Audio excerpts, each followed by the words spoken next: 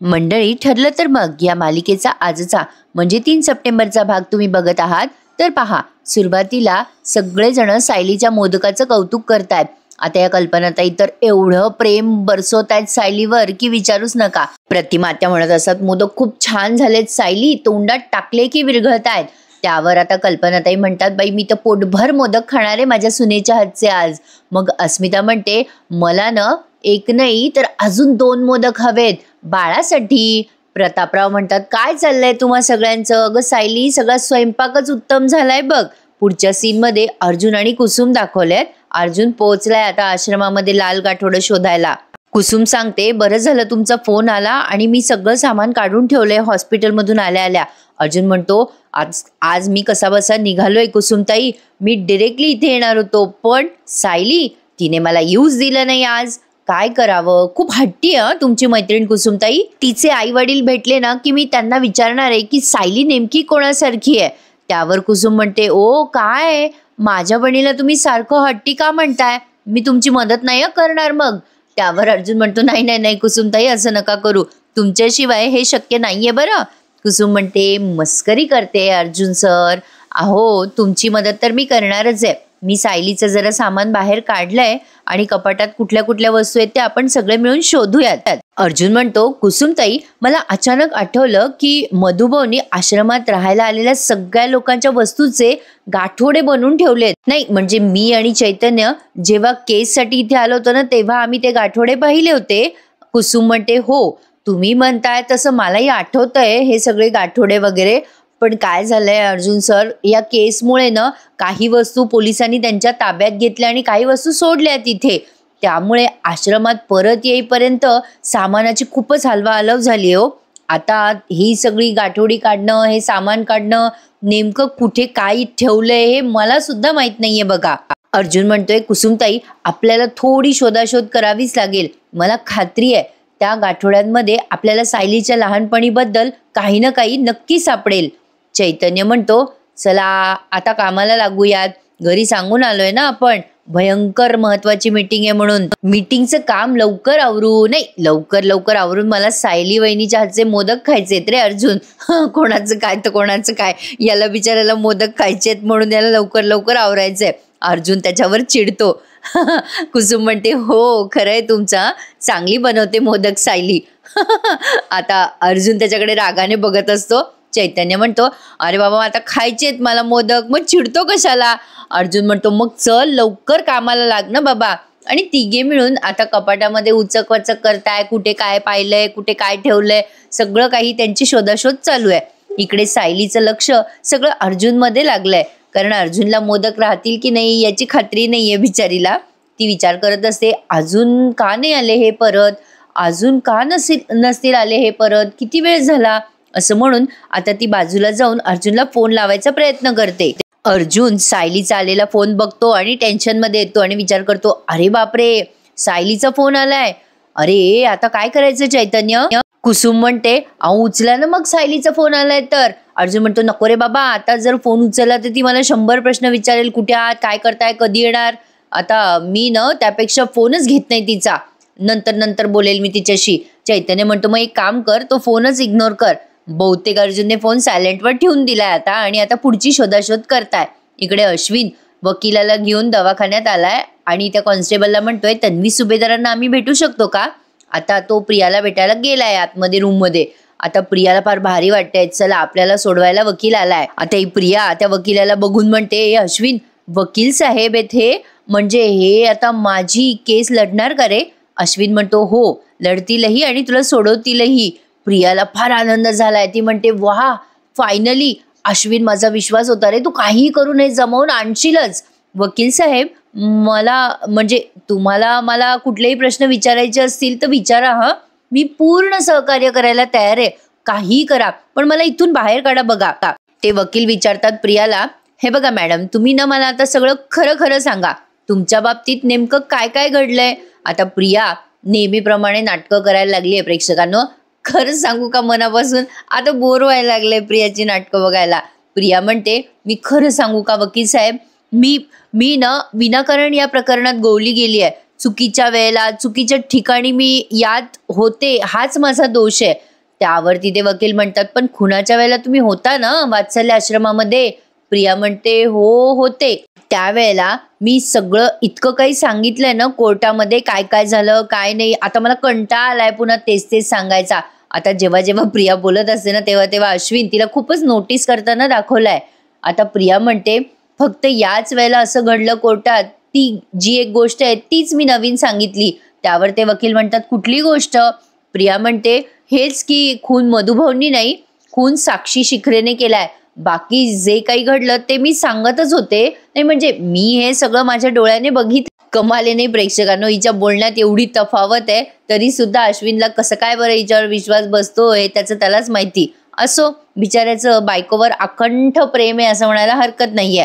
आता काय केलंय त्यांनी पुढे, सीन मध्ये सीन जसे ते नेहमी दाखवतात ना तसे पटापट दाखवलेले आहेत. म्हणजे आता एकीकडे प्रिया वकिलाशी बोलते, मध्येच त्यांनी सायली अर्जुनचा सीन लावलाय. सायली आपली सारखा अर्जुनला फोन लावते अगदी कॉन्स्टंटली, पण तो काही तिचा फोन उचले ना. आता सायलीला आलंय टेन्शन, बाई एवढी काय महत्वाची मीटिंग आहे, हे मला माझा फोन का घेत नसतील, काय चालू असेल यांचं. इकडे अर्जुनची शोधाशोध अखंड चालू आहे असं फक्त त्यांनी एक व्हिज्युअलाइज करून दिले आपल्याला.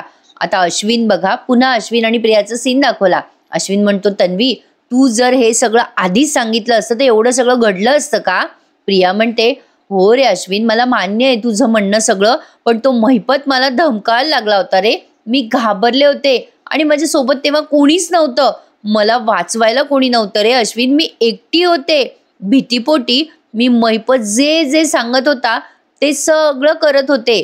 त्यावरती आता अश्विन म्हणतो, अगं पण तन्वी तुझे वडील होते ना आधी, तुझे वकील, रविराज काका होता ना तुझा वकील, मग तू का लपवलं रविराज काकांपासून सगळं? आता प्रियाने काय उत्तर दिलं बघा. प्रिया म्हणते, अरे मला ना भीती वाटली रे अश्विन, बाबा माझ्यावर चिडतील या प्रकरणामुळे. आणि म्हणजे कुठल्याही मुलीच्या आयुष्यात दोन पुरुष महत्वाचे असतात रे, तिचा नवरा. तेव्हा तू माझ्या आयुष्यात नव्हतास रे अश्विन, पण ज्याला मी तेव्हा नवरा म्हणून बघत होते ना त्यानेच मला या सगळ्यात अडकवलं होतं रे. मग अशा ह्याच्यात मी काय करणार होते? आता प्रेक्षकांनो मला खरं खरं सांगा, अर्जुनचा या प्रकरणात काही संबंध आहे का काडीचा तरी? तरी अश्विनला हिच्या बोलण्यावर कसा काय विश्वास बसतोय ते त्याचं त्यालाच माहिती. आता प्रिया एवढी ड्रामा करून या अश्विनला सांगत राहतीये सगळं. अश्विन आता मला सांग, मी कसं काय माझ्या वडिलांचा विश्वास गमावणार होते तेव्हा? एकीकडे मैपत धमकवत होता आणि दुसरीकडे कोणावर विश्वास ठेवू हेच मला कळत नव्हतं. अरे मी घाबरले होते रे अश्विन, तूच सांग मला, खरं बोलण्याची हिंमत मी कुठून आणणार होते रे? आता अश्विनला लगेच दया आली आहे त्याच्या बायकोची. ती रडायला लागते आणि मग तो तिच्या असं खांद्यावर डोक्यावर हात ठेवतो, जाऊ दे बाई रड नको, झालं गेलं विसरून जाय, असं काहीतरी त्याला म्हणायचं असावं. असो, आता पुन्हा एकदा सायलीचा सीन दाखवलाय त्यांनी. आता मी म्हटलं ना मगाशी प्रेक्षकांनो, कल्पनाताईंचं प्रेम आता इतकं उतू चाललंय की विचारूच नका. आता सायली अर्जुनला सारखा फोन करत असते पण तो काही फोन उचलत नसतो. कल्पनाताई सायलीच्या जवळ जाऊन बसतात. सायली आता दचकते त्यांना बघून, कारण तिचं लक्ष नसतं त्या बसल्यात आपल्या बाजूला म्हणून. सायली बघते त्यांना आणि म्हणते, आई तुम्हाला काही हवंय का? कल्पनाताई म्हणतात, का ग, काही हवं असेल तेव्हा सुनेच्या बाजूला बसायचं का? सुनेशी गप्पा मारायला मी बसू नाही शकत का इथे? त्यावर सायली स्माईल करून म्हणते, तसं नाही आई, मलाही तुमच्याशी गप्पा मारायला फार आवडतं. मग कल्पनाताई तिच्या गालावरनं हात फिरवतात, तिच्या चेहऱ्यावरून असे तिचे हात फिरवत लाड करतात. सायली म्हणते, काय झालं आई, असं का बघताय?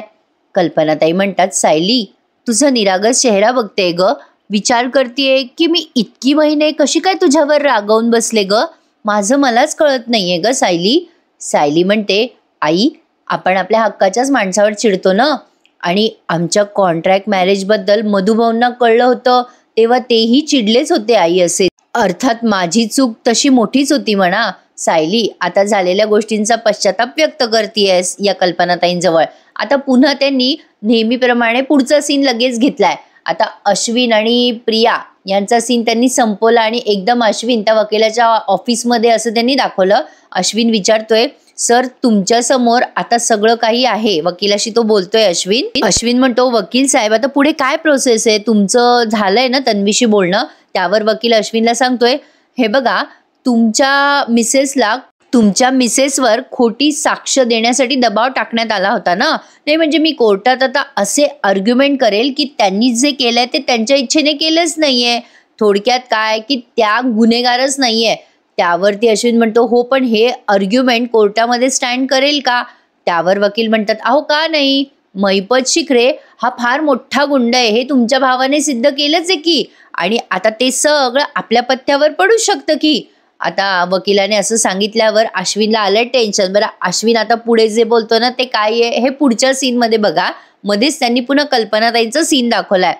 कल्पनाताई आता सायलीला म्हणतात सायली तुझ्या या एका चुकीपेक्षा तुझे गुण जास्ती होते ग, ते मला दिसत होते, पण माझ्या मनातल्या रागापेक्षा माझी भीतीच जास्त होती.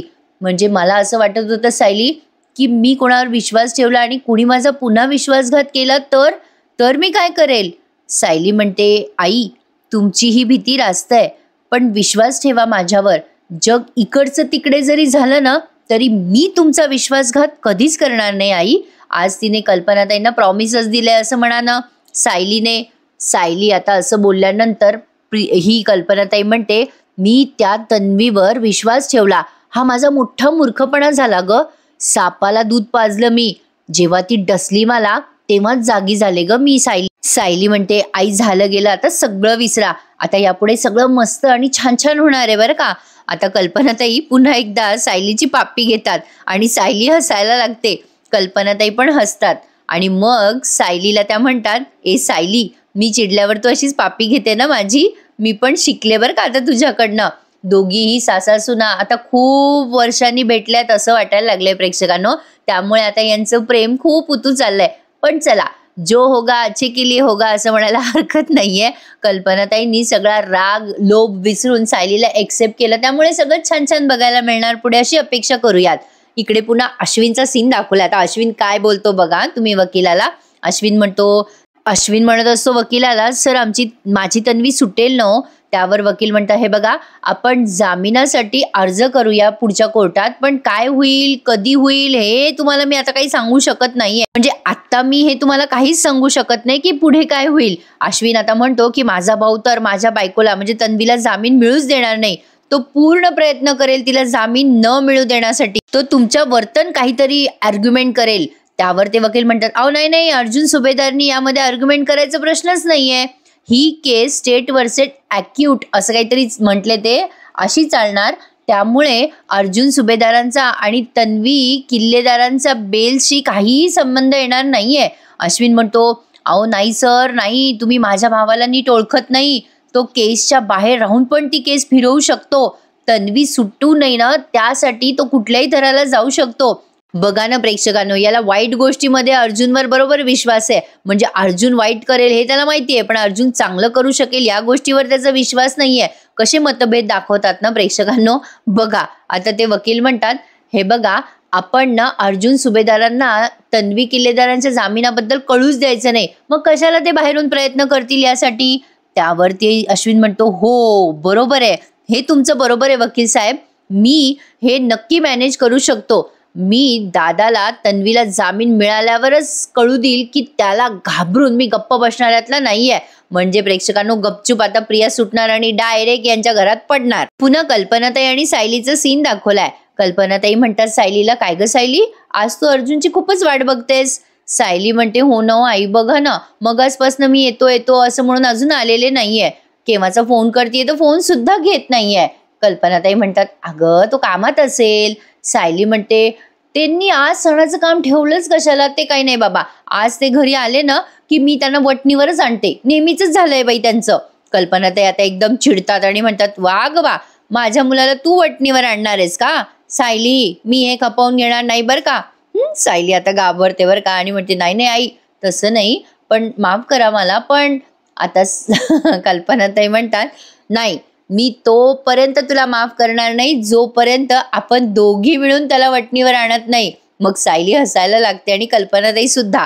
मग कल्पनाताई म्हणतात सायली तू तुझ्याकडे दुर्लक्ष करतो ना, अगं मग त्याला आपण वटणीवर आणायलाच पाहिजे, पण एकटीने नाही मी तुझ्या साथीला आहे बरं का सायली. सायली म्हणते हो आई आपण दोघी एकत्र होऊ आणि मग बघू काय करतायत हे. दोघी सासासुना स्माईल करताय. इकडे अर्जुनची अजून अखंड शोधाशोध सुरूच आहे. कुसुम म्हणते बाई किती शोधलं, कुठेच सापडे नाही हे गाठोडं, कुठे गेलं असेल बरं सायलीचं गाठोडं. आता अर्जुन म्हणतो हो ना कुसुम ताई, सायलीचं गाठोडं मिळायलाच हवं. आता कुसुम म्हणते हो ना, अहो सोमूचं सापडलं गाठोडं, श्रेयसचं सापडलं, पण सायलीचं सापडे ना. तुम्ही त्या कपाटात बघता का हो अर्जुन सर? अर्जुन म्हणतो अहो किती वेळेला बघितलं कुसुमताई त्या कपाटात, अहो पाठ झालंय मला त्या कपाटात काय काय कुठे ठेवलंय ते. कुसुम म्हणतो कमाल आहे ना, सायलीचंही गाठोडं सापडत नाहीये आणि सोबत प्रियाचं पण गाठोडं सापडत नाहीये. आता अर्जुनच्या एकदम काहीतरी लक्षात येतं. आता तो म्हणतो हा हो खरंय की, आश्रमात सगळ्यांची गाठोडे आहेत आणि नेमकं सायली आणि प्रियाचं गाठोडं गायब आहे, हे कसं काय शक्य आहे? अर्जुनच्या संशयाची सुई आता बरोबर प्रियाकडे वळली आहे. त्या गोष्टीचा पाठपुरावा अर्जुन नक्की करणार आणि आता हे गाठोड्याचं सत्य कधीतरी बाहेर येणारच आहे प्रेक्षकांना, फक्त कधी येईल त्याची आता आपल्याला वाट बघायची आहे. आता इकडे पुन्हा सायली आणि कल्पनाताईंचं सीन घेतलंय. आता शेवटचा सीन तुम्ही पाहत आहात. या दोघी सासासुना अर्जुनची वाट बघतायत. आता कल्पनाताई म्हणतात सायली येऊ दे आता अर्जुनला, आपलं ठरलंय ना आपण दोघींनी वटणीवर आणायचं त्याला. त्यावर प्रतिमात्या येत म्हणतात काय ग सासू सुनेच्या गप्पा चालल्या का? आता या कल्पनाताई म्हणतात बघ ना प्रतिमा, अर्जुन आमचा कसा वागतो ग हल्ली, सणाच्या दिवशी हा गायबच. सायली म्हणते अहो हल्ली तर प्रतिमात्या हे माझ्याशी खोटं पण बोलायला लागलेत. प्रतिमात्या म्हणतात नाही ग सायली, अगं अर्जुन कधीच असं खोटं नाही बोलत आणि तुझ्याशी तर मुळीच तो खोटं बोलणार नाही. मग कल्पनाताई म्हणतात अगं प्रतिमा तू उगाच आता अर्जुनची बाजू घेऊ नकोस बरं. अगं बघ सायलीची कशी अवस्था झाली अर्जुनची वाट बघून बघून. आता इकडे फायनली अर्जुन सगळी शोधाशोध करून निघालाय. आता तो गाडीमध्ये बसलाय.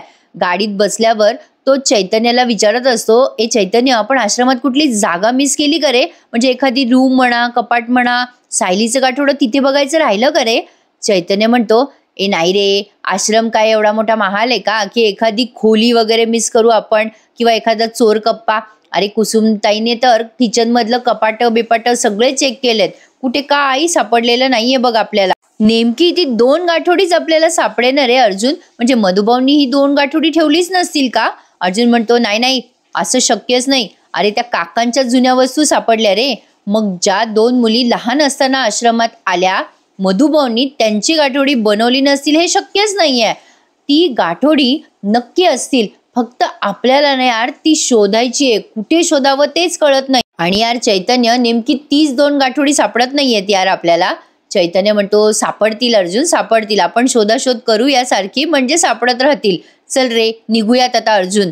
चैतन्य आता बिचारायला मोदक खायचे त्यामुळे तो घाई करतोय, मोदक खाणं झालं आरामशीर शोधू असं बिचारायला वाटत असेल. असो आता अर्जुन म्हणतो बरं चल निघूयात. तेवढ्यात कुसुम येते यांच्या गाडीजवळ आणि म्हणते अर्जुन सर मला जरा जाता जाता हॉस्पिटलमध्ये सोडता का हो, तुमच्या वाटेतच आहे ना हॉस्पिटल. मग अर्जुन म्हणतो काय कुसुमताई वाटेत नसतं तरी मी सोडलंच असतं तुम्हाला. अहो मला काय वाटलं की तुम्ही आरामात हॉस्पिटलला जाल म्हणून मी तुम्हाला विचारलं नाही निघताना. चला बसा सोडतो तुम्हाला दवाखान्यात. आता ही कुसुम बसली आहे गाडीमध्ये आणि अर्जुन आता कुसुमला सोडून घरी यायला निघालाय. आता तुम्ही शेवटचा सीन पाहत आहात. सायली अजूनही वाट बघते अर्जुनची. प्रतिमात्या म्हणतात अगं कल्पना सायलीचा जीव वर खाली होतोय तर तुझा किती होतोय ते दिसतंय बरं का मला. त्यावर आता त्या खुश झाल्यात बरं का प्रतिमात्या आणि म्हणतात चला मी ज्या कामासाठी इथे येऊन राहिले ते काम झालं बाई. आता तू सायलीशी परत पूर्वीसारखी वागायला लागली बघ कल्पना, छान वाटतंय मला. आता मी माझ्या घरी जायला मोकळी, आता लगेच निघेल मी. सायली म्हणते नाही हो नाही प्रतिमात्या थोडे दिवस थांबा बरं इथे. आता लगेच या कल्पनाताई म्हणते हो ना प्रतिमा, अगं गणपती आणि नवरात्र झाले की मग जा तू. प्रतिमात्या म्हणतात छे छे अगं कल्पना काही काय एवढे दिवस नाही ग, अगं घरी जायला हवं, सुमनवर एकटीवर जबाबदारी पडते ना. आणि कल्पना अगं मला ना आजकाल सुमन आधीच अस्वस्थ वाटायला लागली आहे ग, काहीतरी तिला टेन्शन दिसतंय. मी ना घरी गेलेलंच बरं बाई, मलाही घरची आठवणच यायला लागली आहे बघ आता. सायली म्हणते बरं ठीक आहे प्रतिमात्या तुम्ही जा, नाहीतर रविराज काका रागवतील बाई आमच्यावर. प्रतिमात्या हसायला लागतात आणि कल्पनाताई म्हणतात प्रतिमा अगं काळजी घे हं. मग प्रतिमात्या म्हणतात बरं बाई मी आवरायला घेते बरं का. सायली म्हणते मी करते मदत तुम्हाला. तर फायनली प्रतिमात्या आता त्यांच्या घरी जायला निघाल्यात आणि आता कल्पनाताई अजूनही अर्जुनची वाट बघताय आणि एपिसोड इथेच संपलाय. तर पुढच्या प्रोमोमध्ये त्यांनी दाखवलंय अर्जुन घरी आलाय, त्यामुळे आता या सासासुनांनी मिळून त्याला छळायचं असं ठरवलंय. एक गंमत जम्मत दाखवणार आहेत ते. अर्जुन म्हणत असतो सायलीला मला मोदक दे ना ग खायला, पण आता या दोघी जणी एकमेकींमध्येच बोलत असतात. कल्पनाताई म्हणतात सायली ते शेवटचे 2 मोदक राहिले ते आण बरं बाई खायला. सायली डब्यातनं मोदक काढते. अर्जुन बिचारा म्हणत असतो अर्धा तरी द्या ना रे मला खायला, हे दे ना ग सायली. पण या दोघी मुद्दाम चवीने त्याच्या समोर खात्या, तो उशिरा आला ना म्हणून त्याला अर्जुन शेवटी चिडतो या दोघींवर आणि म्हणतो जाऊ द्या, नका देऊ मला काही खायला तुम्ही, मला भूक लागली आहे ना, मी आता बाहेरून जेवण मागवतो. त्याने मोबाईल हातात घेतल्या घेतल्या या दोघी ओरडतात अजिबात बाहेरचं नाही खायचं, असं दोघी सोबतच बोलतात. त्यामुळे आता उद्याच्या भागामध्ये जरा गंमत बघायला मिळणार हे नक्की. आजचा भाग कसा वाटला हे कमेंट करून मला नक्की सांगा. प्रेक्षकांनो जरा स्लो चालली आहे मालिका, पण सणवार असले ना की आपणही बिझी असतो, त्यामुळे मालिकेत विशेष काही दाखवत नाही, त्यामुळे आपलं बघायचं मिस होऊन जातं ना. पण आता 2 नवीन मालिका येणार आहेत प्रेक्षकांनो आपल्या सगळ्यांच्या भेटीला. त्यातली एक मालिका आपल्या दुसऱ्या चॅनलवर मी सुरू करायचा विचार करतेय, त्यामुळे मला नक्की सांगा की कुठली मालिका आपल्या दुसऱ्या चॅनलवर देऊ. तुम्हाला तर माहितीच आहे कुठली मालिका मी देणार आहे. सध्या नाव रिव्हील करत नाही, पण लवकरच करेल. तर आजचा भाग कसा वाटला ठरलं तर मग या मालिकेचा मला कमेंट करून नक्की सांगा आणि उद्याचा भाग बघायला विसरू नका. तोपर्यंत टेक केअर आणि हो, like share and subscribe my channel. धन्यवाद मंडळी.